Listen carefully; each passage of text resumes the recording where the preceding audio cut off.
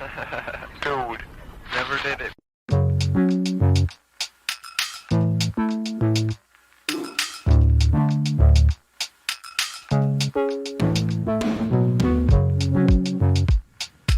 Welcome back to Never Did It. I'm Brad Garoon, and I'm here with Jake Ziegler. On Never Did It, we take a look back at the last 100 years of movie history in an effort to fill in some of our own movie blind spots. And today we're covering the funny number, the year 1969, which is also a pretty pivotal year in movie history because it represented kind of a huge transition that we'll talk about. Jake, why don't you tell me why you gave me the movie True Grit?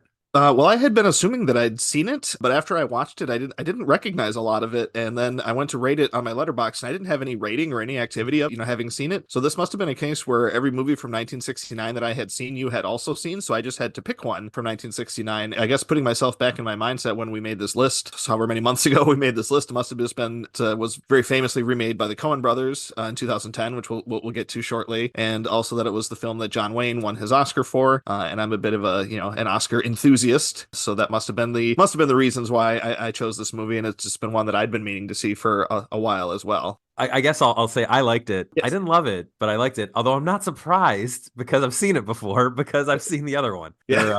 They're very similar. There must be a lot of fealty to the source material because the versions of this that have appeared in Hollywood, they're pulling the same lines and the same scenes. But I think so. This is my first John Wayne movie. Oh, really? Ever? Yeah, I've never seen him in a Wow. film before. That's interesting. Yeah, I think so. I thought so too, especially because it's one of his last movies.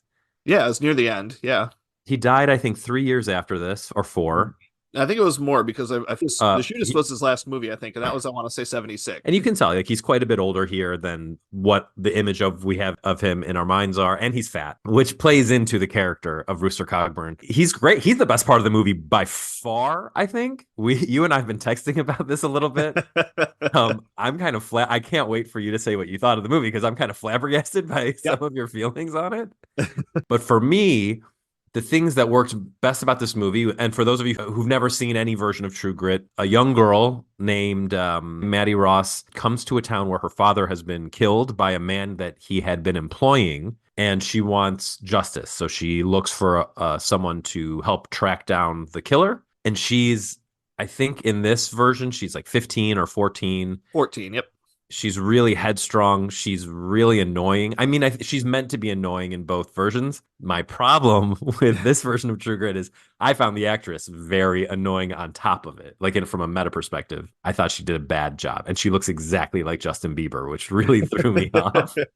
Well, that was one of the things that we disagreed with in the aforementioned text messages is I actually think she's very good at being headstrong and annoying, particularly in the early parts of the movie. It's, kind of the stories being established and before the John Wayne, before the Rooster Cogburn character even shows up. I actually really liked how she carried the early part of the movie. I thought she was good in the very earnest opening scene, which we don't get in the remake, where she says goodbye to her father before he goes off to I don't know what he's doing in this other town, but he leaves. Business. Oh, yeah, right. Exactly. Yeah. He's doing business, selling ponies, buying horses, that kind of thing. That scene is great in both versions, where she has to barter for the return of the ponies and the horses. That's very good. So in that scene and the opening scene, because the opening scene is very, very earnest and feels almost like Shane or another Western of that time where everyone really means everything they say. And the 1940s, 50s style, it's very theatrical. Her vibe, her whole deal works there. And then as the movie goes on, and you can almost see the transition into New Hollywood happening throughout this movie, which is very cool. So Bonnie and Clyde has already come out. Easy Rider hasn't. And they're the same year. They're all the same year. So I'm not sure the exact like release dates, but these are all Right. 1969 movies. Yeah, you're right. No, you're right. I'm sorry. Bonnie and Clyde was 67. You're right. But Easy Rider was 69. Right. So. Bonnie and Clyde sort of signals the beginning of this like auteurist, grittier Hollywood. And then Easy Rider is like, and look at what we can do with it. Look how weird and non-traditional we can get with it. Yeah. Well, and Midnight Cowboy is right in here too, in 69 too, which is another kind of piece of that puzzle. Big time. Like that's like how extreme can we go? Like this is an X-rated movie about homosexuality. We'll talk more about Midnight Cowboy and maybe even a little bit more about Easy Rider when we get to our best of the year. Yep. But it's so fascinating because you've got John Wayne and Kim Darby, who plays Maddie Ross. in the guise of Justin Bieber. At the beginning of the movie, they're old Hollywood. There's some pitter patter. Everything's very earnest. I keep saying earnest. Glenn Campbell shows up. He's really not an actor. He's doing like the most cowboy stuff that he could possibly do. And then as the movie goes on, we see these stars that we've become more accustomed to in the 70s and beyond, like Robert Duvall and Dennis Hopper. And they're doing it differently. They're in like The Wild Bunch. They're in Once Upon a Time in the West. They're not in Shane. And I think it's very cool to see the movie progress in that way. Mm-hmm. My only problem with it is that Kim Darby and Glenn Campbell, in my opinion, suck. They're so bad. And when you were texting me, oh, this Kim Darby's really good, Glenn Campbell killing it, I'm like, I watched a different movie than you. Well, I was still in the first half of the movie also when that happened, so I hadn't actually seen The Shift yet, and I also, as I found out, I hadn't seen True Grit yet. I hadn't actually seen the movie all the way through, so I was totally digging the vibe of the first half of the movie with what they were doing with it. But then, yeah, it kind of does take that shift in the second half and stuff. And I still like them in the movie, but yeah, it was a very different vibe in the second half than what they had in the first half. But I still like Kim Darby in the movie. I'm not changing my stance on that, and I just like Glenn Camp. I just kind of have a soft spot for him. This is my first exposure to him. I mean, he's a singer, right? Yes. Yep. He's like a country singer.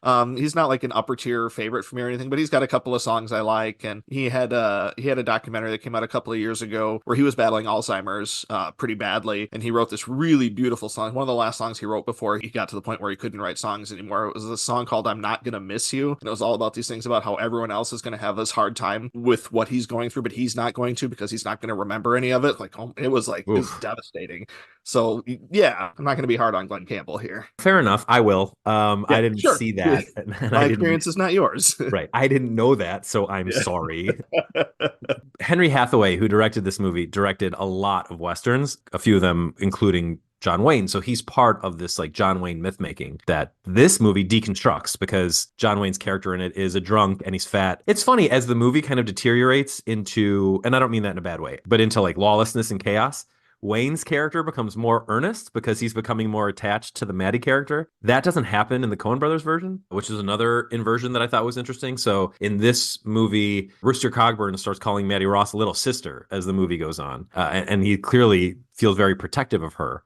So when things start happening that are pretty intense, like Dennis Hopper getting his fingers chopped off and thrown across the room, and Robert Duvall kidnapping a child, Wayne he's very much like getting into protector mode, whereas in the beginning, he didn't seem to really care about much aside from money. Yeah, that was the stuff I thought was cool. In the remake, Jeff Bridges, he sort of plays it the same throughout the whole movie, where he's just drunk and fat and needs the money, and he does save Maddie at the end. But then there isn't this, and I'm glad that they cut this scene out in the Coen Brothers version. There isn't this scene where Maddie brings Rooster to her family plot and is like, you're going to live in eternity with us in this place. She goes looking for him, can't find him, and then she just exhumes him herself because that's who that version of the character is. And I think that version works a lot better. What do you think? Honestly, I think everything about the Coen Brothers version works better. I think it's just a better movie across the board. And I say this as someone who likes the original True Grit, and I think a lot about the original works, really well as a movie too. I just think everything that the Coen Brothers did with it works better. Just some of the subtle differences that they made, and even some of the bigger changes that they made, like you said, like that part of the ending that is different. Yeah, it's just I just like the Coen Brothers version better, and I'm just maybe predisposed to like Coen Brothers things, or just because I saw that version first and several times. But yeah, it's definitely stronger just about every sense. You texted this to me, and I wrote this in my Letterboxd review, I think, but it is astonishing how much of it is the same. Like almost word for word in a lot of scenes. It's like the very same scenes, yeah. But it made me think of our episode on Man on the Train, because where the remake there took the same thing, the exact same words, the exact same script, and somehow made them terrible. This went in the other direction, where it made everything feel like way more important, way more dangerous. This movie didn't have to carry the weight of Hollywood changing on its shoulders. It just had to be a cool Coen Brothers Western, filled with nihilism and darkness, while this cute little girl, this time played by Haley Steinfeld. We've talked about this before in our Coen Brothers episode, that like she probably should have won the Oscar for this performance. She's incredible. And she should have been the lead, really. Like I talked about that before too. I mean, how is she not the lead of this movie? Like her father gets killed, so she hires someone to go. Like it's the whole movie exists because of this character. Like this character is very much the lead, and I think Rooster's a co-lead. I think that's fine. But yeah, I mean, Maddie Ross is the lead of this movie. The whole plot revolves around her. Interesting you should say that, because I think Rooster is much more a co-lead in the Coen Brothers version than he is in the original. John Wayne is very much a supporting character in the original version. I think so, yeah. and Maddie is just like in your face the whole time. Whereas it's funny because it's the same words. It's like you said, it's the same words being said, but the way the scenes are framed, they're more focused on Bridges and what he's been through. I care more about the fact that his wife left him to be with Carpenter in the Coen Brothers version.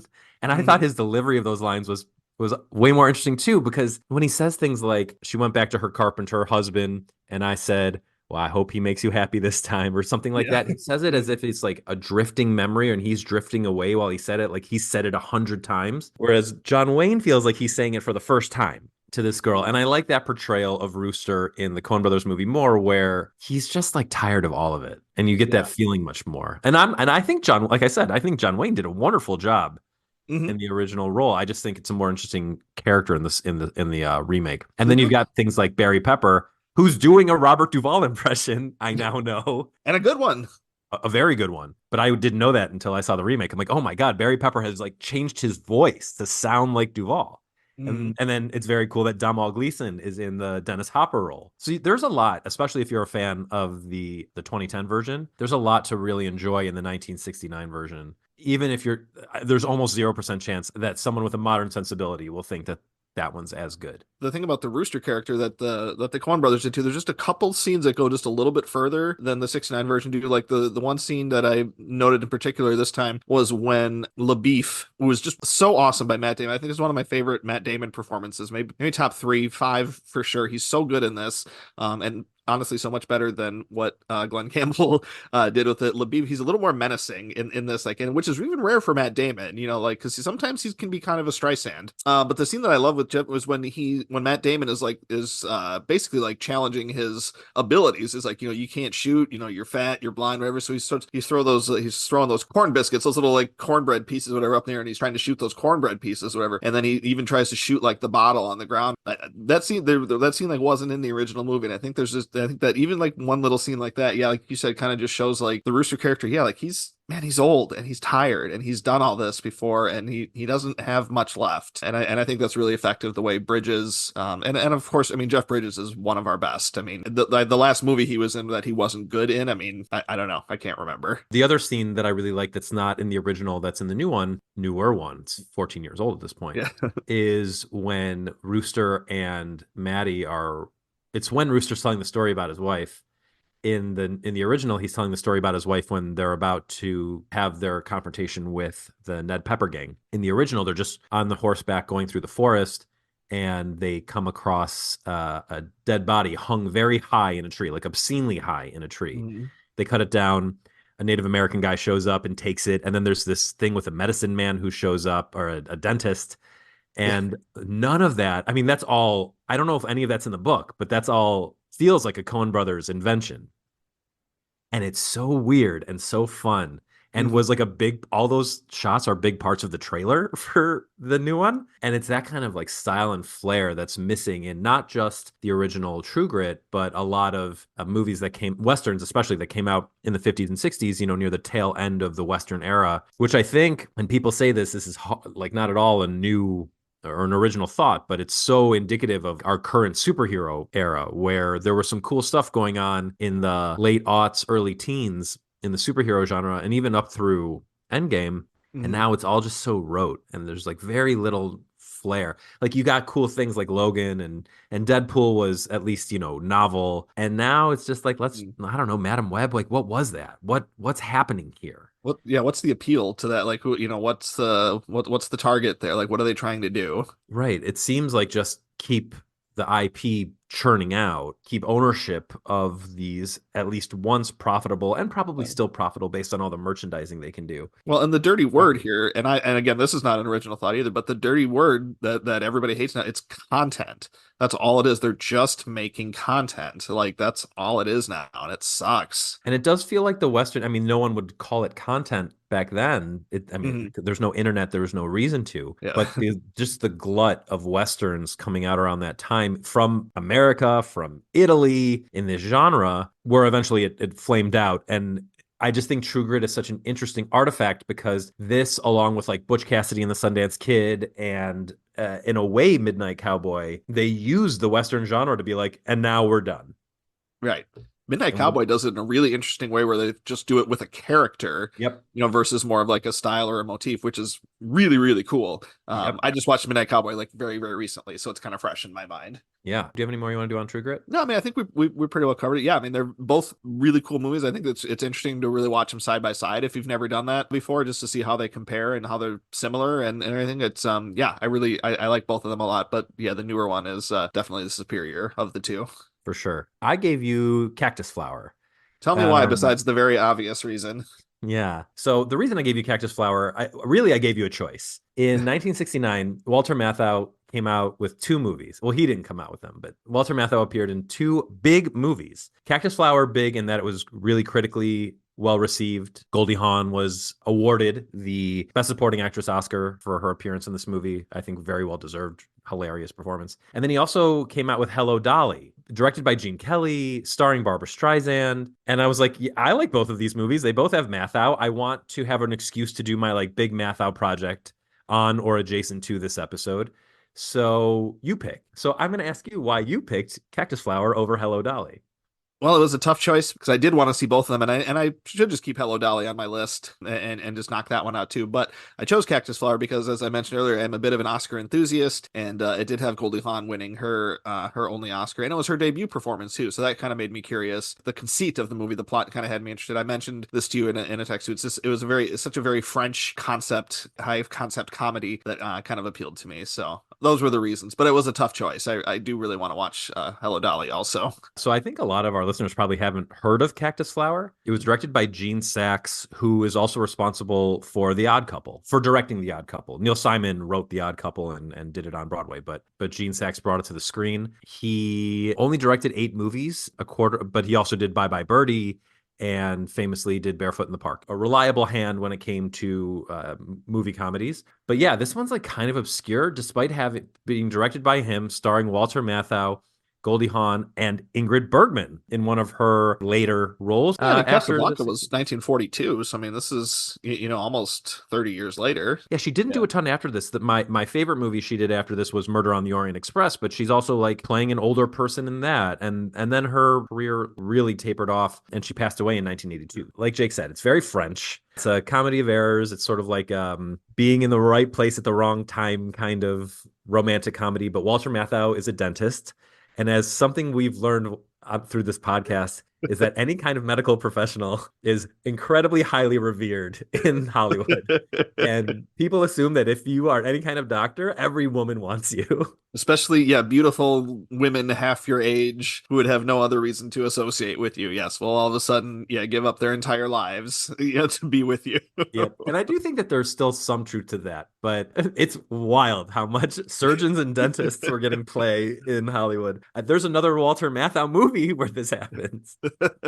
In this one, Goldie Hawn is Walter Matthau's very young girlfriend, and she thinks Matthau's married. He's told her he's married as a way of keeping her interested, but also keeping her from wanting to get too attached so he can date around. And then he decides he loves her, but she insists that she meet the woman that she's stealing him from, despite that woman not existing. So he has his assistant, played by Ingrid Bergman, pose as his non-existent wife. And hilarity ensues, especially because Ingrid Bergman loves him. And he realizes at some point, spoiler alert, but it's a comedy, who cares, that he loves her too. Anyway, what did you think of Cactus Flower overall? I mean, once you get past the point that, yes, this is a ridiculous concept and people would never, ever do anything like this in real life because it's so stupid, I loved it. I mean, it's such a fun movie. I mean, the characters are just just the way they talk to each other is funny. The way they interact is funny. I mean, Goldie Hawn is just so delightful and just so innocent and sweet and hilarious. And Ingrid Bergman, oh my gosh, she's got some great lines in this. Walter Matthau's got a couple of patients that she has some really great interactions with. Like what's the guy she hates? Harvey, yeah, she's got some really great interactions with him, and then the Sanchez, I think is the other guy's name. Arturo Sanchez, yeah, the one who keeps trying to get it. He keeps trying to get her to go out with him, but he's married too, and she's like, but he's like some kind of what? He's like a diplomat or something. He's some kind of diplomat or something. Yeah, he's always got these like big events to go to. He's always talking about like the $20 million he has in his Swiss bank or whatever. And remember, he asks her to go to some event one time, and she goes, "What about your wife?" He goes, "I can't bring her to every event," or something like that. I mean, it's just there's just all these like cute little funny quips with each other. And of course, I mean, Matthau is hilarious. Like I said, it's a delight. Just a movie that you smile through. I mean, almost all the way through. It's super obvious, obviously, where they're going, but it doesn't matter because it's the correct thing to do, and it's super rewarding when they finally get there. One of the fun things about watching these older movies that have become kind of obscure is you find or discover for yourself character actors who pop up in a lot of stuff that you didn't realize that you liked because you haven't seen them in much. But Jack Weston as Harvey is really one of them. He also is in Matthau's movie that Elaine May directed called A New Leaf, and he's also hilarious in that. But he's very much like have you seen, of course you have, Pee-wee's Big Adventure? Oh, yeah.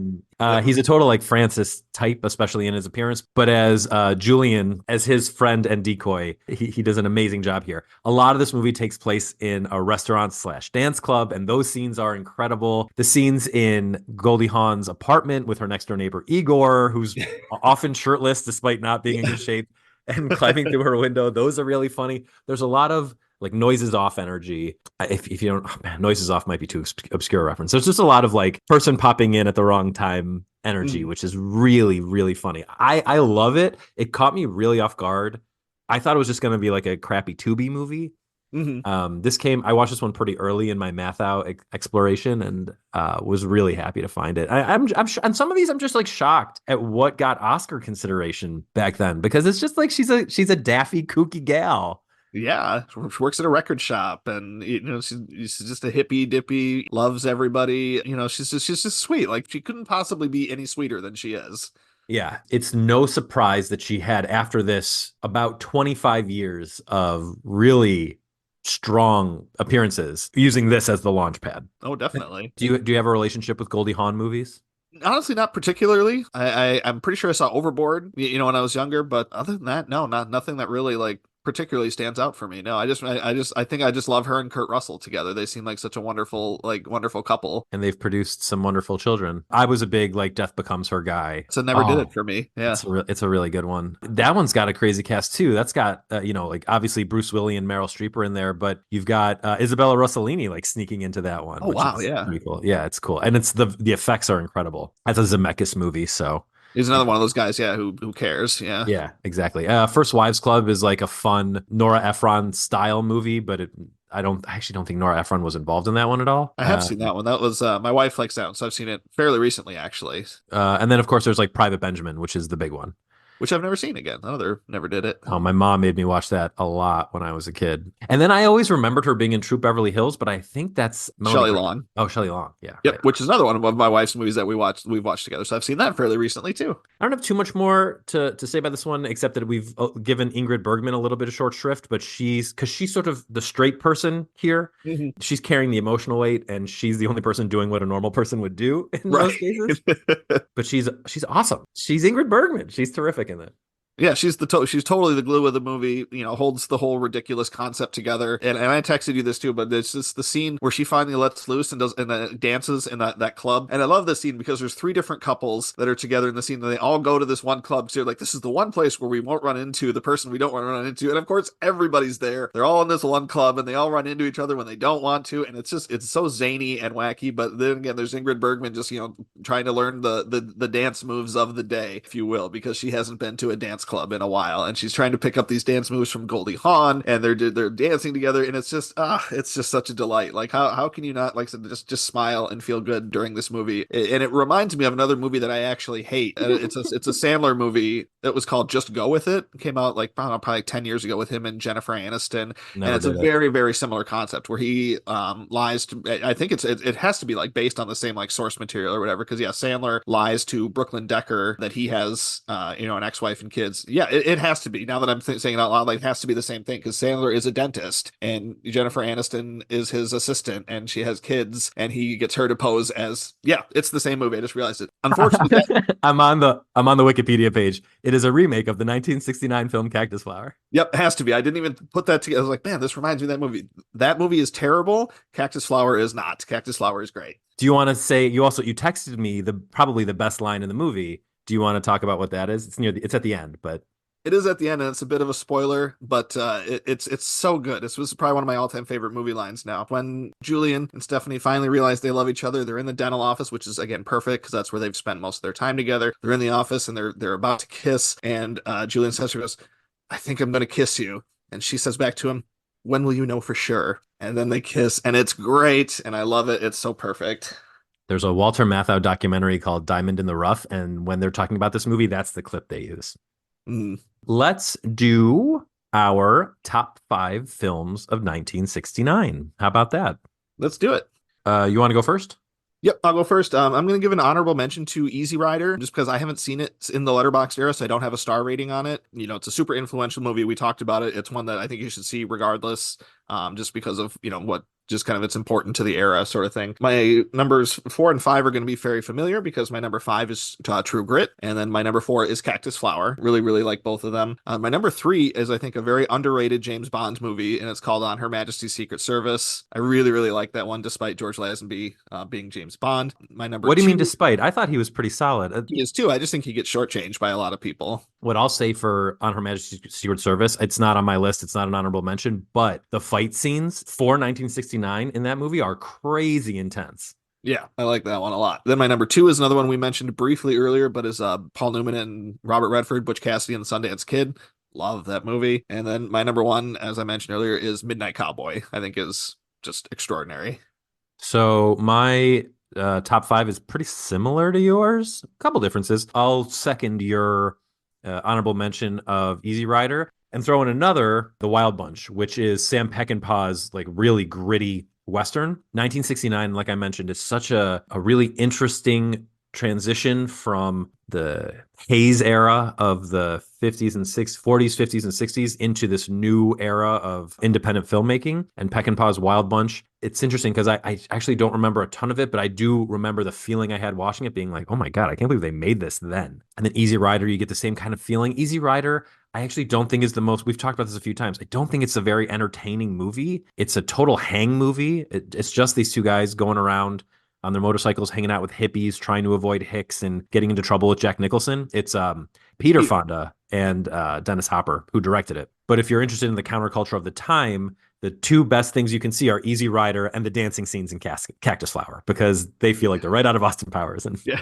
but I'm getting ahead of myself. My number 5 is La Piscine, the swimming pool. This was remade into a movie called A Bigger Splash, which I know you like a lot, Jake. I actually haven't seen the remake, but I saw this at the Metrograph, I don't know, like 2 years ago, and was like, wow, it's really compelling. It's just about 4 people at a retreat. Something happens. That's pretty intense.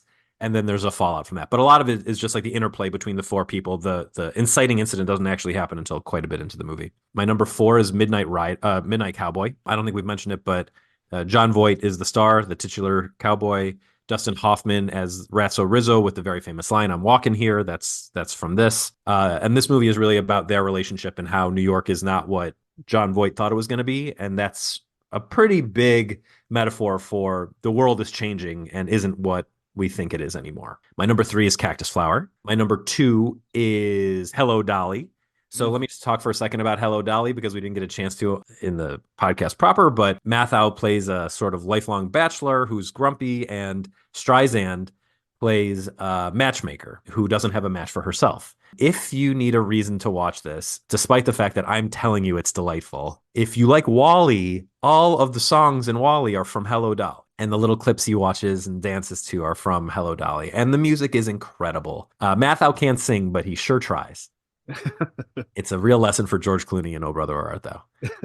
And then my number 1 is Butch Cassidy and the Sundance Kid, which was on your list also. And Redford and Newman just killing it. There's one, I'd say it's just shy of being a perfect movie because there's a weird shoehorning of an original song while Newman and Redford's girlfriend ride around on a bicycle. Yeah. Raindrops falling on my head. Yeah. Yeah, it's bad. That scene is actively bad. The rest of the movie is, like, aside from that, it's pretty much perfect. Yeah. This was directed by George Roy Hill, who also did The Sting with these 2 guys, which is also amazing. Yeah, and he did Slapshot with Newman, which is a lot of fun. But I don't like it as much as I think a lot of its fans do. But Butch Cassidy and the Sundance Kid is the 3 of their most famous movies, and with good reason. And it has a gnarly ending, which was, again, just indicative of the de-evolution of the cowboy. And I just love 1969 for having all these very unique Westerns. It's like all it's missing is an Eastwood Western.